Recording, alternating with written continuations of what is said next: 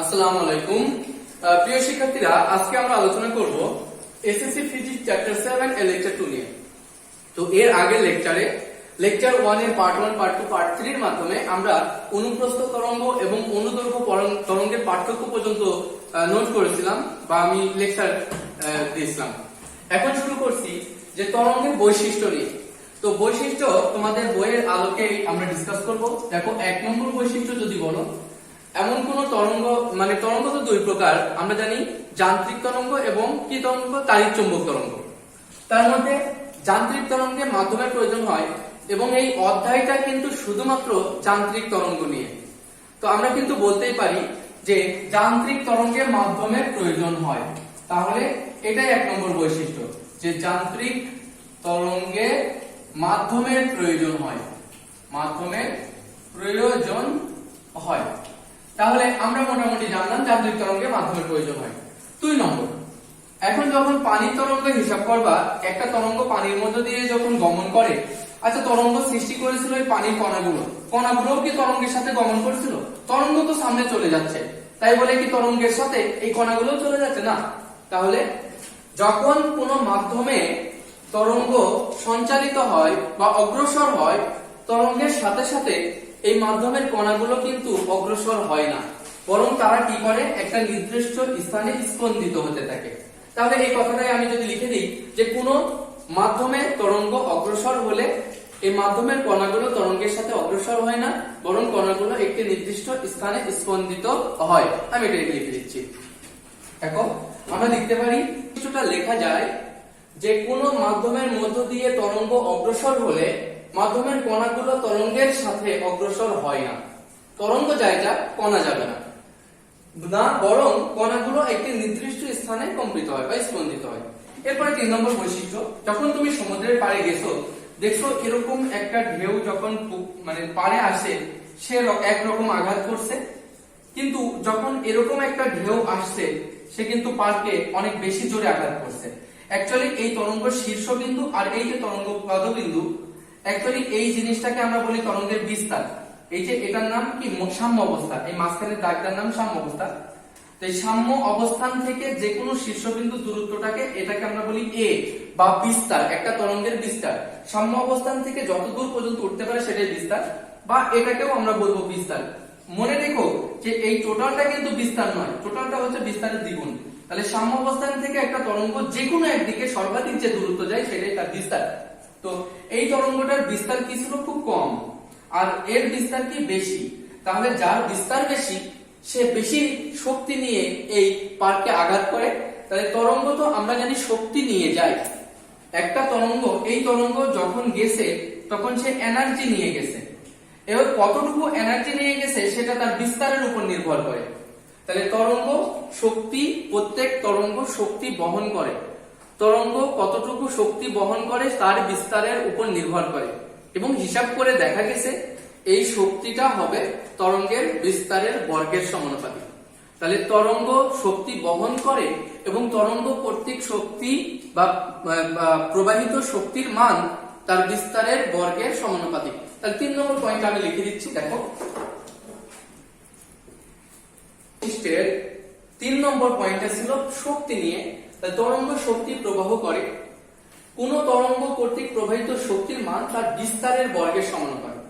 এভাবে সিম্পলি যদি আমরা চিন্তা করি, এই যে এই একটা তরঙ্গ আর এখানে আরেকটা তরঙ্গ, এই তরঙ্গ যে শক্তি নিয়ে যাচ্ছে, মনে করলাম, আচ্ছা তোমরা আগে শিখো যে আমরা এই জিনিসটাকে, এই তরঙ্গের শক্তি সম্পর্কে আরো আলোচনা, মানে এটা এখানে তোমরা বলতে পারো এক্সট্রা ডিসকাশন করি। চলো, তো আমরা এভাবে বলতে পারছি যে তরঙ্গের কর্তৃক প্রবাহিত শক্তি তার বিস্তারের বর্গের সমানুপাতিক, এটা। বা আমরা লিখতে পারি না ই সমান কে ইন্টু, বা আমরা কে না দিয়ে চলো লিখি ধ্রুবক, এই যে ধ্রুবক ইন্টু এই স্কয়ার, এটা 1 নম্বর দিয়ে দিলাম, 1 নম্বর দিয়ে দিলাম। এবার মনে করো এটা একটা তরঙ্গ যার বিস্তার a1, এই তরঙ্গটার বিস্তার a1, আর এ শক্তি নিয়ে যাচ্ছে e1 শক্তি। আর এই তরঙ্গের বিস্তার মনে করলাম a2 বিস্তারের তরঙ্গ, সেই শক্তি নিয়ে যাচ্ছে e2। তাহলে এইভাবে লেখা যায়। এখন ধরি a1 ও a2, ধরি a1 ও a2 বিস্তার বিশিষ্ট তরঙ্গ কর্তৃক প্রবাহিত শক্তি যথাক্রমে E1 ও E2। সুতরাং 1 নম্বর হতে পাই, দেখো 1 নম্বর হতে পাই। তো 1 নম্বর হতে কি পাবো? 1 নম্বর হতে পাবো এটা E1 সমান ধ্রুবক ইনটু A1 স্কয়ার, এটা 2 নম্বর হবে। এবং এটাও পাবো এই তরঙ্গটার ক্ষেত্রে পাবো E2 সমান ধ্রুবক ইনটু A2 স্কয়ার, 2 নম্বর। 3 নম্বর হলো সমীকরণ। এখন যদি এমন হয় যে 2/3 হতে পাই, 2/3 করলে কি পাবো? E1 বাই E2 সমান A1 square by A2 square. তাহলে এটা আরেকটা সূত্র পেলাম। তাই আমরা কখনো যদি বিস্তারের অবজেক্টিভ পাই যে এত বিস্তার বিশিষ্ট একটি তরঙ্গ 500 জুল শক্তি নিয়ে যায়, 5 মিটার বিস্তার বিশিষ্ট একটি তরঙ্গ 500 জুল শক্তি নিয়ে যায়, তাহলে 10 মিটার বিস্তার বিশিষ্ট একটি তরঙ্গ কত জুল শক্তি নিয়ে যায়? বুঝতে পারছো? তাহলে 5 মিটার বিস্তার বিশিষ্ট মানে A1 সমান 5 মিটার, আর এই E1 সমান 500 জুল শক্তি নিয়ে যায়। তাহলে 10 মিটার, A2 সমান 10 মিটার, E2 সমান হোয়াট, এই সূত্র দিয়ে করে দিব। ওকে, তাহলে তোমাদের যখন পরীক্ষায় আসবে যে তরঙ্গের বৈশিষ্ট্য লিখো, তখন শক্তি সম্পর্কে শুধু এইটুকু লিখলেই হবে। তাহলে এটা তুমি এক্সট্রা ভাবে জানলে, তাই এখানে এর নিচে বক্স আকারে তোমার খাতায় নোট করার সময় একটু লিখে রেখে দিতে পারো। বাট পরীক্ষায় আসলে এটা কোনো রকম করার দরকার নেই, এটা তুমি জানলে বিস্তার সম্পর্কে এই জিনিস লেখা যায়। এরপরে জানছো 4 নম্বর কথা হবে বেগ নিয়ে। প্রত্যেকটা তরঙ্গের কিন্তু একটা বেগ আছে, তো আমরা বলতে পারি প্রতিটি তরঙ্গের একটি বেগ থাকে এবং এই বেগ তরঙ্গের প্রকৃতির উপর নির্ভর করে। তাহলে আমরা বলছি প্রত্যেকটি, যেমন তরঙ্গের বেগ নিয়ে বলতে গেলে, যেমন শব্দ একটা তরঙ্গ, এই শব্দ তরঙ্গ শূন্য মাধ্যম দিয়ে এক বেগে যায়। শব্দ তরঙ্গ যখন তাপমাত্রা একরকম হয় আরেক যায়। শব্দ তরঙ্গ লোহা মাধ্যম হলে আরেক রকম ভাবে যায়। শব্দ তরঙ্গ দেখা যাচ্ছে পানি হইলে পানির মধ্যে দিয়ে আরেক রকম যায়। তাহলে একটাই তরঙ্গ বিভিন্ন মাধ্যমে বিভিন্ন গতিতে যায়। তাই আমরা বলতে পারি প্রত্যেক তরঙ্গের বেগ আছে, এই বেগ মাধ্যমের প্রকৃতির উপর নির্ভর করে। যেমন তোমরা একটা উদাহরণ দিতেই পারো, যেমন পানিতে শব্দের বেগ 1450 বা 1430 ms ইনভার্স লিখতে পারো। যেমন লোহাতে শব্দের বেগ 5221। আমরা এটা নিয়ে একটু পরে কথা বলবো, তাই এখন উদাহরণ দিচ্ছি না। তাহলে 5 নম্বর পয়েন্টটা হবে প্রত্যেকটা তরঙ্গের, এটা লেখা হয়ে গেছে আশা করি, মুছে দিচ্ছি। 5 নম্বর পয়েন্ট বলছি প্রত্যেকটা তরঙ্গের প্রতিফলন এবং প্রতিসরণ মেনে চলে।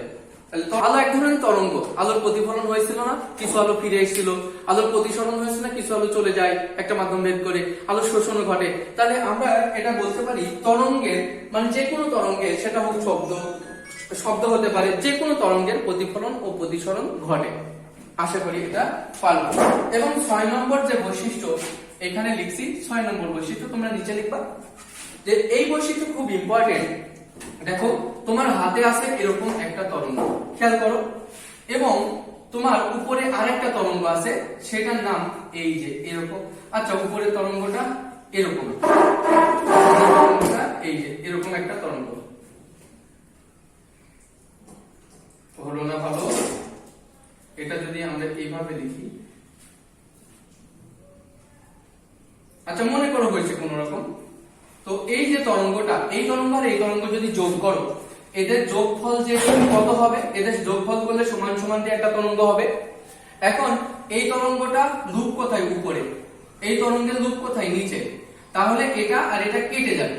কেটে যদি এই তরঙ্গের লুপ এটা সেম সমান হয়, তাহলে মনে হবে, আচ্ছা একটু হিসাব করে দিই, এটা মনে করো নিচে আছে একটু বড় আছে, এটা বড় তরঙ্গ, এর বিস্তারটা একটু বড়, এর বিস্তারটা একটু ছোট। তাহলে এটা কাটাকাটি হওয়ার পরেও দেখো এটার উপরেরটা আর নিচেরটা কাটাকাটি হওয়ার পরেও নিচেরটা একটু রয়ে যাবে এবং তাদের লব্ধি তরঙ্গটা হবে এরকম টাইপের, এইটুকু আছে। আর এখানে কাটাকাটি হওয়ার পরেও দেখো এর নিচে আর উপরে কেটে গেছে, উপরে আছে নিচে আছে, বাট উপরেটা বড় একটু, এই যে এরকম হবে। ওকে, এমন হয়ে যাবে। তাহলে আমরা বলতে পারি দুটি তরঙ্গকে যোগ করলে একটা তরঙ্গ যদি আরেকটা তরঙ্গের উপরে পড়ে তাহলে যে নতুন একটা রেজাল্ট হয়, লব্ধি তরঙ্গ হয়, সেই লব্ধি তরঙ্গের মান এইভাবে হবে। তাহলে তোমরা এভাবেও বলতে পারো এই যে একটা তরঙ্গ আর ওর নিচে আরেকটা তরঙ্গ দিচ্ছ, ওরকমই তরঙ্গ। তাহলে দেখো এই তরঙ্গ আর এই তরঙ্গ যদি যোগ করো রেজাল্ট তরঙ্গটা কেমন হবে বলো তো? এটাও উপরে এটাও উপরে, যোগ করলে দুইটা মিলে একটা বড় হয়ে যাবে উপরে, এটাও নিচে এটাও নিচে, যোগ করলে নিচে একটা কি হয়ে যাবে? বড় হয়ে যাবে। তার মানে পরে বড় হবে, তার মানে দুটি তরঙ্গ যোগ করলে একটা বড় তরঙ্গও পাওয়া যেতে পারে, আবার দুটি তরঙ্গ যোগ করলে একটা ছোট তরঙ্গও পাওয়া যেতে পারে। আবার এমনও যদি হতো এই তরঙ্গের সাথে যোগ হচ্ছে এই যে এই তরঙ্গটা, এই সোজাসুজি দিয়ে নিচ্ছি, আচ্ছা এই তরঙ্গটা এর উপরে যতটুকু এর নিচেও সেই ততটুকু। ওকে, এর নিচে যতটুকু এর উপরেও সেই ততটুকু। এমন যদি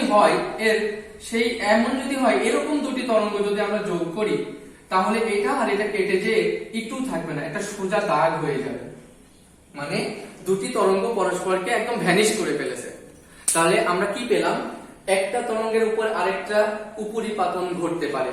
তাহলে তরঙ্গের এটাকে আমরা বলবো তরঙ্গের কি ঘটে? তরঙ্গের উপরিপাতন ঘটে, উপরিপাতন ঘটে। দেখো তরঙ্গের উপরিপাতন ঘটে এবং উপরিপাতনের ফলে আমরা কি লিখতে পারি? উপরিপাতনের ফলে দুটি তরঙ্গ যুক্ত হয়ে একটি বড় তরঙ্গ সৃষ্টিও করতে পারে, আবার দুটি তরঙ্গ মিলে পরস্পরকে নিঃশেষ করে দিতে পারে, অথবা ছোট তরঙ্গও সৃষ্টি করতে পারে। তো আমরা এভাবে লিখতে পারছি যে উপরিপাতনের ফলে দুটি তরঙ্গ যুক্ত হয়ে একটি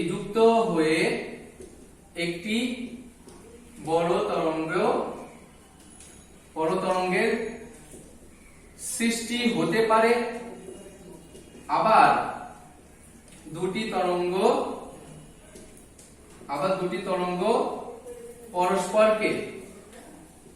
পরস্পরকে নিঃশেষ করে দিতে পারে, তাহলে পরীক্ষায় যদি আসে তরঙ্গের বৈশিষ্ট্যগুলো লিখো, তোমরা এইভাবে তরঙ্গের সবগুলো 6টা বৈশিষ্ট্য লিখবা। তাহলে 1 নম্বর বৈশিষ্ট্য ছিল কি? যাত্রী তরঙ্গে মাধ্যমের প্রয়োজন হয়। কোন মাধ্যমের মধ্য দিয়ে তরঙ্গ অগ্রসর হলে মাধ্যমের কণাগুলো তরঙ্গের সাথে অগ্রসর হয় না, বরং কণাগুলো একটি নির্দিষ্ট স্থানে স্পন্দিত হয়। 3 নম্বর বৈশিষ্ট্য শক্তি নিয়ে, তরঙ্গ শক্তি প্রবাহ করে, কোন তরঙ্গ কর্তৃক প্রবাহিত শক্তির মান তার বিস্তারের বর্গের সমানুপাতিক। এইভাবে আমরা সবগুলো বৈশিষ্ট্য আশা করি পারবো। এখন এই তরঙ্গের এই 3 নম্বর যে শক্তি সম্পর্কে একটু আলাদা ডিসকাশন হয়েছিল না, সেটা কিন্তু এখানে বৈশিষ্ট্য পরীক্ষায় আসলে লিখতে হবে না। ঠিক তেমনি এই 4 নম্বর পয়েন্ট নিয়ে বা এই তরঙ্গ, আচ্ছা তরঙ্গের বৈশিষ্ট্য যেমন তোমার বইয়ে আছে, আরেকটা জায়গায় দেখবা শব্দ তরঙ্গের বৈশিষ্ট্য। তাহলে এই শব্দ তরঙ্গের বৈশিষ্ট্য আর শুধু তরঙ্গের বৈশিষ্ট্য সেম। তোমরা এভাবে লিখবা যে শব্দ তরঙ্গে মাধ্যমের প্রয়োজন হয়। শব্দ তরঙ্গের মাধ্যমের মধ্য দিয়ে যখন শব্দ তরঙ্গ অগ্রসর হয় তখন মাধ্যমের কণাগুলোর সাথে, মানে মাধ্যমের কণাগুলো অগ্রসর হয় না, সব শব্দ করে দিবা। শব্দ তরঙ্গ শক্তি প্রবাহ করে, কোন শব্দ তরঙ্গ কর্তৃক প্রবাহিত শক্তির মান তার বিস্তারের বর্গের সমানুপাতিক। প্রত্যেক শব্দ তরঙ্গের বেগ আছে, এই বেগ মাধ্যমের প্রকৃতির উপর নির্ভর করে। যেমন পানি মাধ্যমে শব্দ তরঙ্গের বেগ এত, যেমন বই দেখে লিখবা। যেমন বায়ু মাধ্যমে শব্দ তরঙ্গের বেগ এত, যেমন লোহা মাধ্যমে শব্দ তরঙ্গের বেগ এত। উদাহরণ দিয়ে দিবে। তারপরে দেখো এই জায়গায় শব্দ তরঙ্গের প্রতিফলন ও প্রতিসরণ ঘটে। শব্দ তরঙ্গের উপরিপতন ঘটে এবং উপরিপতনের ফলে দুটি শব্দ যুক্ত হয়ে একটি বড় শব্দ সৃষ্টি করতে পারে, আবার দুটি শব্দ কি পরস্পর যুক্ত হয়ে একটা মানে কি করে শব্দকে নিঃশব্দও বানিয়ে ফেলতে পারে। তাহলে যে তরঙ্গের বৈশিষ্ট্য পারে সে শব্দ তরঙ্গের বৈশিষ্ট্য পারে। এবং তোমার বইয়ে আরেকটা পয়েন্ট আছে, তাহলে শব্দ তরঙ্গ শিখলে তরঙ্গের বৈশিষ্ট্য শেখা শেষ, শব্দ তরঙ্গের বৈশিষ্ট্য শেখা শেষ। এখন আরেকটা জিনিস তোমাকে জানতে হবে যে এরকম একটা বেলজার আছে তোমার বইয়ে, বেলজারের মাধ্যমে তারা মাধ্যমের ব্যাখ্যা দিয়েছে। এখানে একটা ইলেকট্রিক ঘন্টা আছে, ঘন্টা বাইরে থেকে সুইচ দিলে সুইচ যখন দেওয়া হবে বিদ্যুৎ যাবে, বিদ্যুৎ যে একটা হাতুড়িকে এর উপরে পিটানি দিবে এবং ঘন্টা বাজবে। কিন্তু যখন বায়ু এর ভিতরে বাতাস আসে সেই ঘন্টার শব্দটা আমরা শুনতে পাই। কিন্তু বাতাসটাকে যদি ভ্যাকুয়াম দিয়ে বাইরে বের করে নেওয়া হয় তখন এই বেলজারের শব্দটা আমরা শুনতে পারি না। তাহলে কোনো শব্দ শুনতে হলে মানে বাতাসের প্রয়োজন হয়। বাতাস ছাড়া আসলে শব্দ শোনা সম্ভব না, মাধ্যম ছাড়া শব্দ আসলে সৃষ্টি হয় না। তাহলে আমরা শিখলাম যে শব্দ শুনতে মাধ্যমের প্রয়োজন। এই শব্দ শুনতে মাধ্যমের প্রয়োজন, বাতাসের প্রয়োজন, এই কথাটা প্রথম প্রমাণ করেন অটো ভন গেরিক। কে বলতো? Otto von Guericke. তাহলে অটো ভন এইভাবে আছে, অটো ভন গেরিক। তাহলে অটো ভন গেরিক তার বেলজার পরীক্ষার মাধ্যমে সর্বপ্রথম প্রমাণ করেন যে বায়ুমণ্ডল ছাড়া আসলে শব্দ সৃষ্টি হতে পারে না। ঠিক আছে, আমরা এটাও শিখলাম, শব্দের বৈশিষ্ট্য শিখেছি।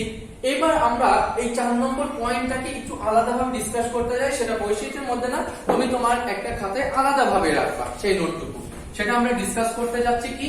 শব্দের বেগ, মানে শব্দের বেগ সংক্রান্ত আলোচনা। শব্দের বেগ সংক্রান্ত আলোচনা। দেখো আমরা টপিকসটার নামই দিয়ে দিই, চলো, শব্দের বেগ সংক্রান্ত একটা সংক্রান্ত আলোচনা। শব্দের বেগ সংক্রান্ত আলোচনা, এটা নিয়ে কথা বলতে চাই। এখন শব্দের বেগ নিয়ে যখন আলোচনা করছি তখন এভাবে সিম্পলি মনে রাখি যে যখন তাপমাত্রা 30 ডিগ্রি সেলসিয়াস, দেখো 30 ডিগ্রি সেলসিয়াস, 30 ডিগ্রি সেলসিয়াস তাপমাত্রায় শব্দের বেগ কিন্তু 300, সম্ভবত 0 ডিগ্রি সেলসিয়াসে 332, 30 ডিগ্রিতে 350, এরকমই। 30 ডিগ্রি সেলসিয়াস তাপমাত্রায় 30 ডিগ্রি সেলসিয়াস, আচ্ছা সেলসিয়াস এ বায়ুতে, বাতাসে, বায়ুতে শব্দের বেগ 320 মনে 30 ডিগ্রি সেলসিয়াসে শব্দের বেগ সম্ভবত 350 ms ইনভার্স 1। ওকে, আচ্ছা আমি একটু দেখে নিতে পারি। থিটা সমান সমান v0 প্লাস থিটা মানে 0.6 ইনটু থিটা, তাহলে 332 প্লাস, আমি একটু চেক করে নিই। ওকে, 0.6 ইনটু থিটা মানে 30.6 ইনটু, হ্যাঁ মনে আসছে। 30 ডিগ্রি সেলসিয়াস এ বায়ুতে শব্দের বেগ 350 ms ইনভার্স 1, এটা মুখস্থ মান। এবার দেখো 0 ডিগ্রি সেলসিয়াস এ বায়ুতে শব্দের বেগ 0 ডিগ্রি সেলসিয়াস যখন বায়ুতে শব্দের বেগ 332 ms ইনভার্স 1। এটা তোমার বইয়ে আবার 330 ms ইনভার্স 1 আছে অনেক জায়গায়, বাট অ্যাপ্রোপ্রিয়েট মান কিন্তু 332 এবং সকল বইয়েই ছিল 332, তাই 332 ইউজ করতে পারবা। 330 ইউজ করলে কোনো ভুল নাই এগুলো। এখন চলো একটা ব্যাপার আনি, আমরা যদি এটা বিয়োগ করে দিই তাহলে কত আসে? এটা বিয়োগ করলে বিয়োগ, এটাও বিয়োগ, তাহলে আমরা বলতে পারি 30 ডিগ্রি, যদি 30 ডিগ্রি সেলসিয়াস তাপমাত্রা যদি বাড়ানো হয়, এটা বিয়োগ করলে কত ডিগ্রি হয়? 30 ডিগ্রি তাপমাত্রা বাড়লে বা 30 ডিগ্রি সেলসিয়াস তাপমাত্রা বৃদ্ধিতে শব্দের বেগ কতটুকু বেড়েছে? শব্দের বেগ বৃদ্ধি হয় কতটুকু বলতো? এটা বিয়োগ এটা মানে 18 ms ইনভার্স 1। তাহলে যখন শব্দের বেগ 18 ms ইনভার্স 1 কতটুকু বাড়লে হয়? 30 ডিগ্রি সেলসিয়াস বৃদ্ধি করলে। এখন এই 1 ডিগ্রি সেলসিয়াস যদি তাপমাত্রা বেড়ে যায় তাহলে বৃদ্ধিতে বায়ুতে, এটা বায়ুতে, তাহলে বায়ুতে শব্দের বেগ কতটুকু বৃদ্ধি পায়? 1 ডিগ্রি সেলসিয়াস তাপমাত্রা যদি বেড়ে যায় তাহলে বাতাসে শব্দের বেগও বৃদ্ধি পায়। 18 ডিভাইডেড বাই 30 ms ইনভার্স 1 সমান 0.6 ms ইনভার্স 1। মাথায় রেখো এটা।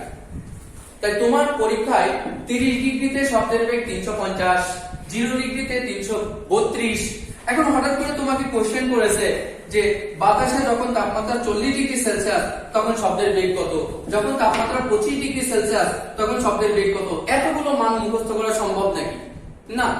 তবে একটা জিনিস তুমি দেখতে পেলে, বাতাসে যদি শব্দের বেগ, বাতাসের তাপমাত্রা যদি 1 ডিগ্রি বেড়ে যায় শব্দের বেগ বেড়ে যায় 0.6 মিটার পার সেকেন্ড।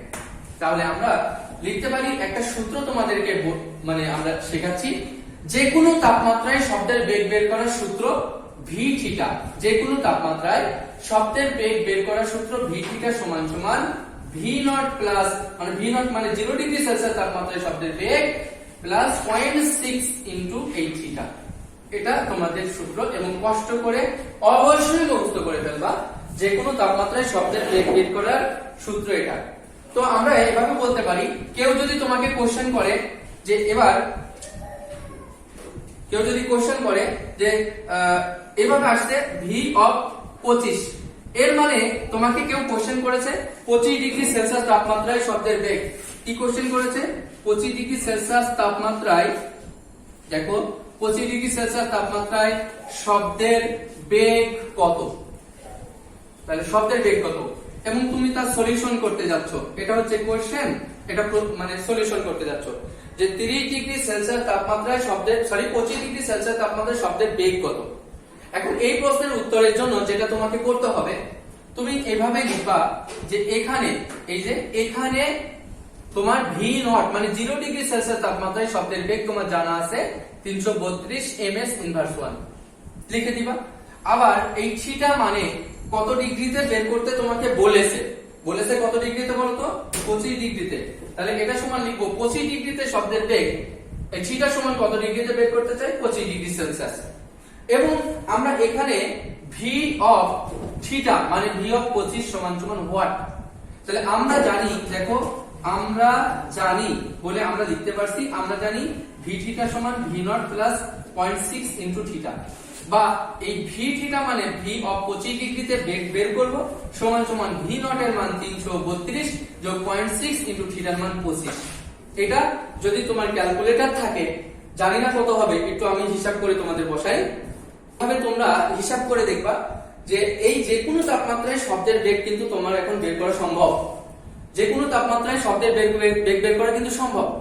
এখন তোমাকে এই সূত্রের আলোকে তোমরা এটা সুন্দর করে এক জায়গায় নোট করে দিতে পারো। শুধু একটা সূত্র না, তোমাকে কেউ যদি বলে 44 ডিগ্রি সেলসিয়াস তাপমাত্রায় শব্দের বেগ কি, ভি থিটা সমান V naught plus 0.6 into theta, তার মানে হবে কত? 332 প্লাস 0.6 ইনটু এই যে 44, এটা যা হয় সেটাই হবে তোমার 44 ডিগ্রি সেলসিয়াস তাপমাত্রায় শব্দের বেগ। তাহলে এই কষ্ট করে হলেও এটা এইভাবে তোমাকে মুখস্থ করে ফেলতে হবে। এখন আর একটা ব্যাপার আমরা চলো শিখি, সেটা শব্দের বেগ, এটা এর সাথেই তোমার আলোচনাটা চলবে। আলোচনাটা যেমন শিখলে শব্দের বেগ বের করার, যে কোনো তাপমাত্রায় শব্দের বেগ বের করার এটা একটা সূত্র, আর একটা সূত্র আছে যেটা দিয়ে আমরা শব্দের বেগ বের করতে পারি। আমি একটু মুছে দিই।